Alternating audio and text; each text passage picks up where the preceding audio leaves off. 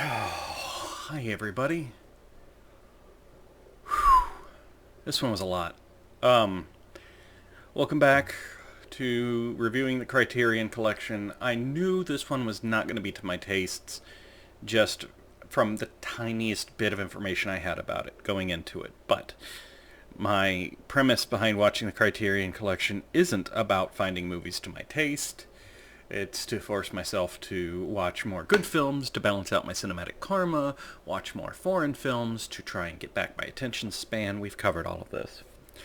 And I can't do the Criterion collection if I'm going to skip movies that I don't think will appeal to me. So, number 17, Salo, or The 120 Days of Sodom, by director Pier Paolo Pasolini, from Italy in 1976. Let's talk about the good stuff first, because once I start on the rest, I'm not going to be able to come back, I don't think. The cinematography is excellent. The practical effects are very good. The performers all do an amazing job. The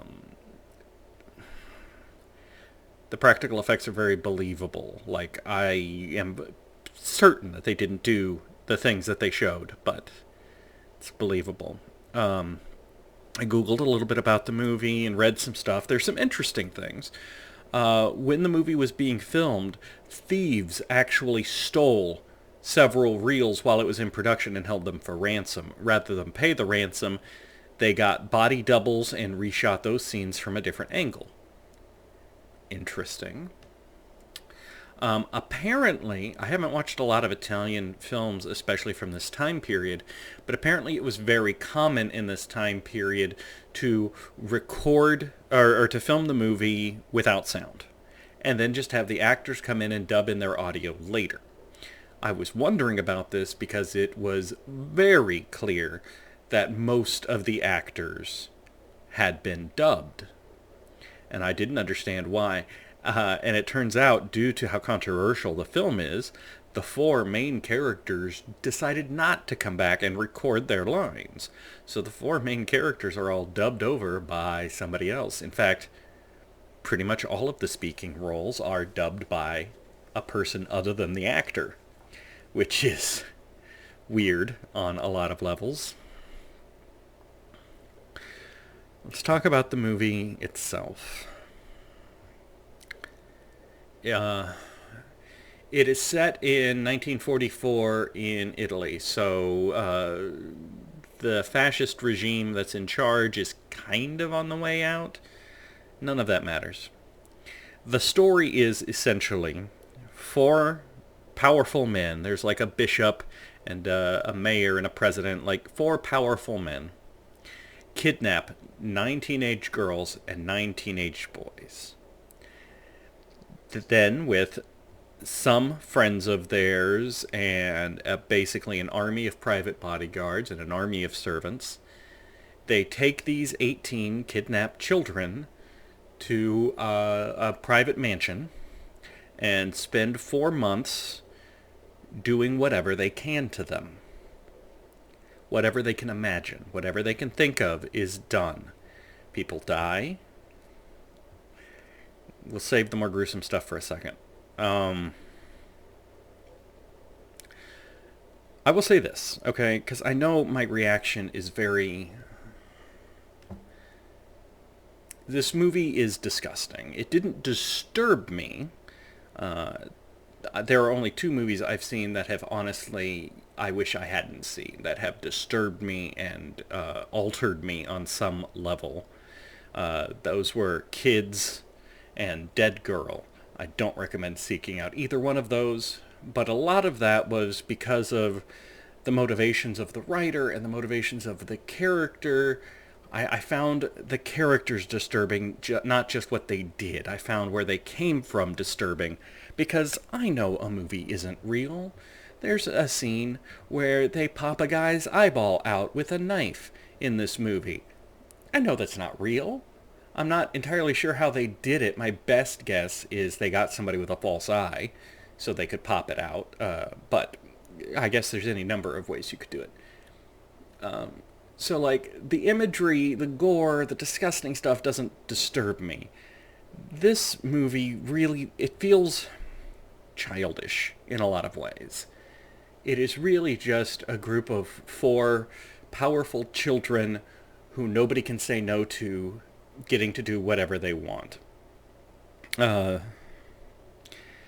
some of the subject matter that is encountered, I mean, it is constant rape. Boy on boy, girl on girl, boy on girl, girl on boy. A lot of fecal play. If you want to watch somebody eat feces with a spoon or have to take a bath in feces, there's an extended sequence that's set up as a wedding dinner where everybody has to eat feces. You get to see it stuck in their teeth. You get to see them smear it on each other as they make out. Yeah, there's a scene where everybody has to be dogs, and they're eating dog food, and somebody put nails in some of the dog food. Plenty of death.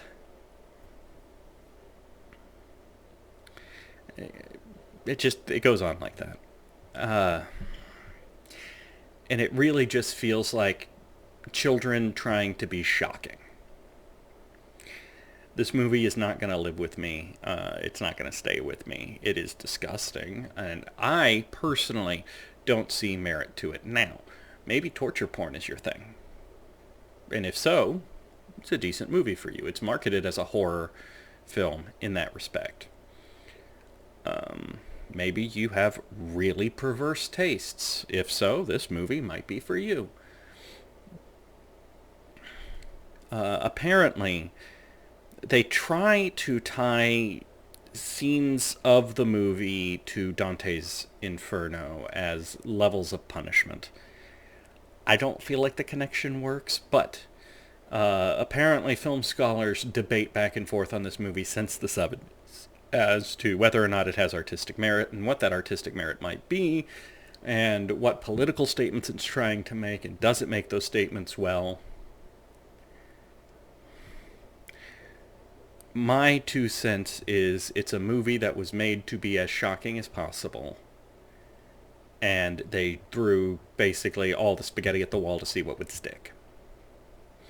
A common theme throughout the movie is there's an older woman who basically has been molested her entire life, lived her entire life as a whore since she was like 7, and what essentially happens is she tells stories of notable events from her life, which gives the four men ideas that they then act on and force the kidnapped kids to act out for them, which is another reason why it feels to me like these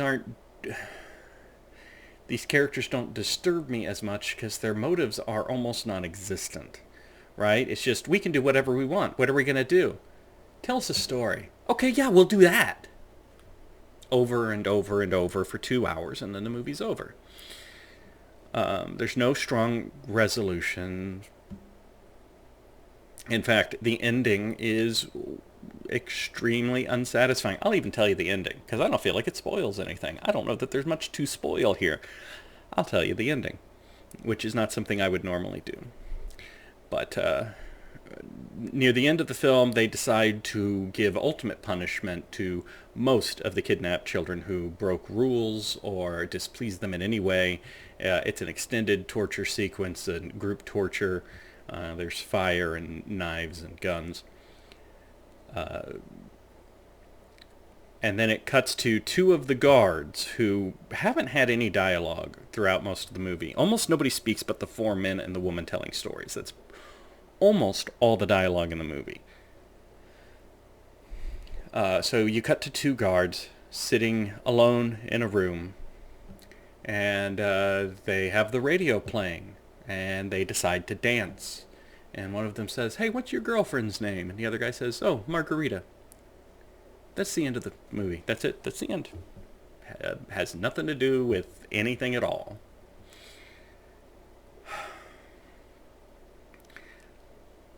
I don't think I can be convinced that this movie wasn't just made to be shocking for the sake of being shocking. And I'm not impressed by that. Not just with this film, but in general. When somebody's just trying to be an edgelord, I find it disappointing as much as anything. Try hard. Anyway, I don't have much else to say about this movie. I don't. It is definitely not my cup of tea. If it had been up to me, I don't feel like I would have included it in this collection. But there's a reason it's not up to me, and there's a reason I'm watching this collection. So, I personally do not recommend this movie. I understand there is an audience for this kind of movie, and there are people out there who would enjoy its contents. And to you, I say, have at it. Enjoy yourself. I'm not one of them. Next, we actually return to the U.S. for a bit, actually. So, 17 movies so far in this collection. 2 of them have been American. American culture has been represented by This Is Spinal Tap and Silence of the Lambs. And honestly, if those were the only 2 movies to represent our culture, kind of okay with that. I think those are excellent examples on opposite extremes of American culture at its finest. What's interesting is this collection has almost exclusively been foreign films up to this point. I should say foreign language films, because there have been several United Kingdom ones. They're in English. The next 1, 2, 3, 4, 5, 6 movies in this collection are in English. 5 of them American, 1 of them British. So it's going to be English language for a little while here, which may mean I can get through them faster. We'll see. And 1 of them is extremely well known. You've at the very least heard of it, and your reaction will be the same as mine. Oh, that's on the list? Wow. Okay, sure. But it's the last one before we go back into Japanese films. So, that's a ways away. The next movie we're going to talk about is one I haven't seen. It's called The Naked Kiss by Samuel Fuller, and it came out in the U.S. in 1964. I know nothing about this movie, so yeah, it'll be interesting to find out. And I feel like I'm past a hurdle with this one, at least for the time being. Yeah. So thank you for watching. And again, if your opinions differ from mine, that's fine. Opinions are allowed to differ. It's cool. When this movie started, I thought I was going to get to go do a whole thing about why we find World War II such an ample setting for stories, but I don't get to do that discussion because the fact that it was set during World War II had 0 to do with the actual plot of the movie at all in any way. So maybe we'll have the discussion at a later time. Yeah, I'm sure there's going to be another World War II movie at some point. Anyway, that's all I've got for now. It's late. I'm going to go to bed here in a bit. I'll see you guys next time.